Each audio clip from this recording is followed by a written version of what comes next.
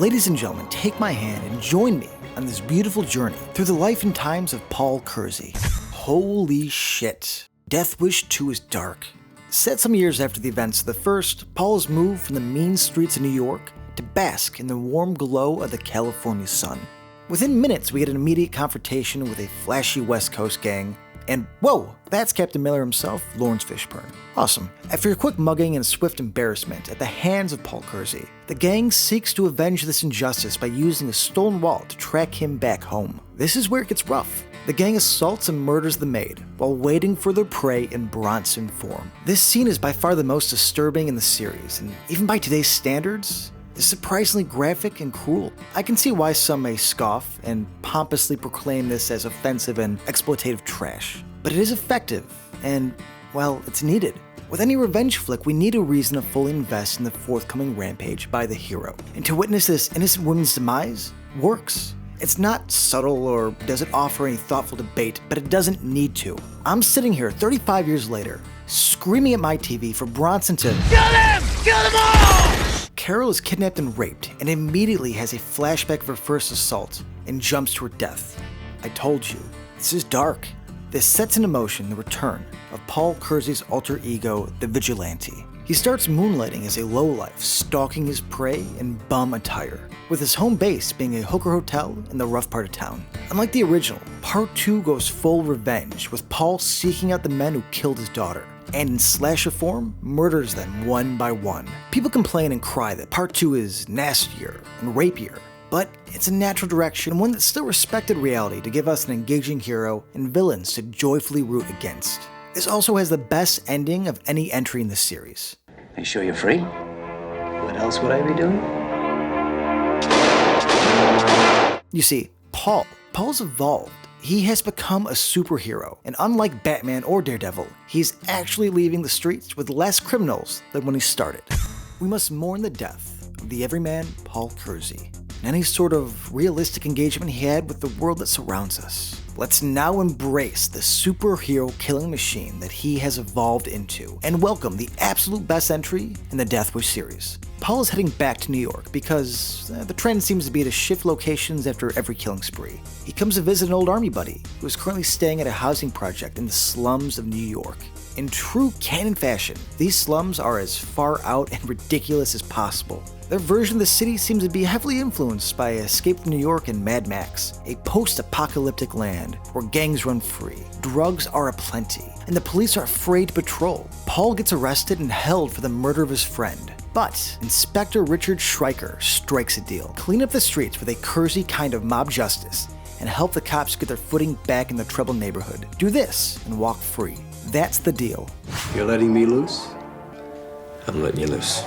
We can now confirm the Kersey curse and know that anyone he loves or is close to is destined to die. We get a more clever and resourceful version of the character as we see Paul set traps and organize with the building's fed-up tenants. The other characters in the housing project may be one note, but are all sympathetic and just trying to get by. It works to have Kersey look after them and help encourage a resistance. The gang takes his pushback as a declaration of war, and whoa, Bill S. Preston Esquire. Excellent. With gang reinforcements called in, we get the craziest crosstown shootout, and we even get to see Inspector Schreiker join in on the action.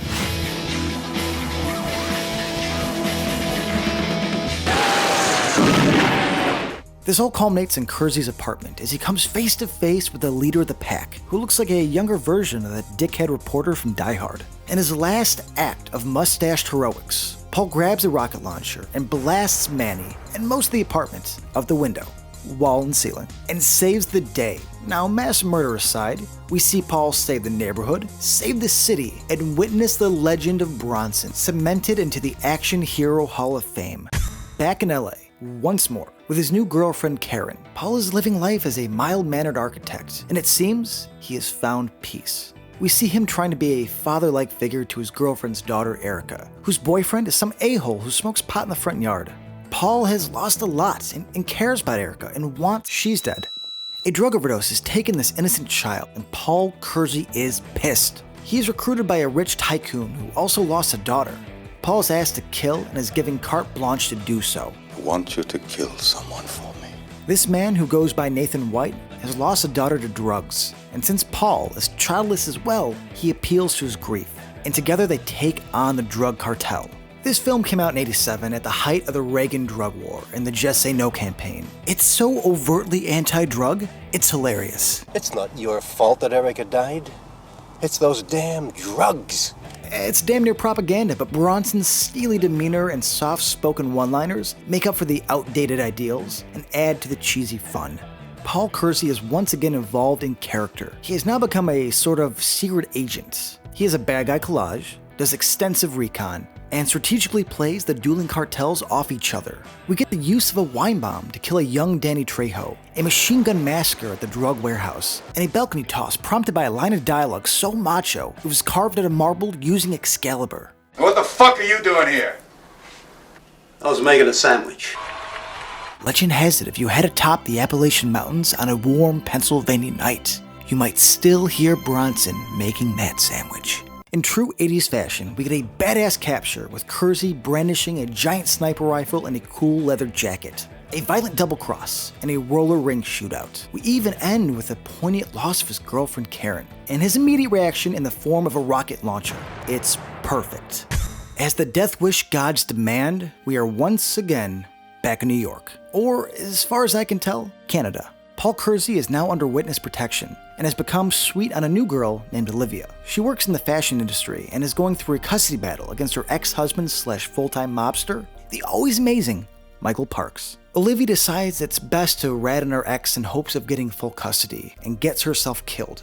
At this point, Paul Kersey is getting to a Drew Peterson level of deceased wives and girlfriends. Like I said, the Kersey curse. But Paul will traverse on and take on the syndicate. Well into his 60s, it's clear Paul can't run as fast or effectively throw a punch, and so the film had to get a bit creative on the kills. We get a lot less shooting in favor of more sneaky takedowns. We get a poisoned cannoli, a soccer ball bomb, and a vat of acid. These are all pretty graphic for a series known for its gunplay and one of its best features. Even in his old age, Paul Kersey is not going to take the death of his fiancée lying down. No, he's going to melt you with acid.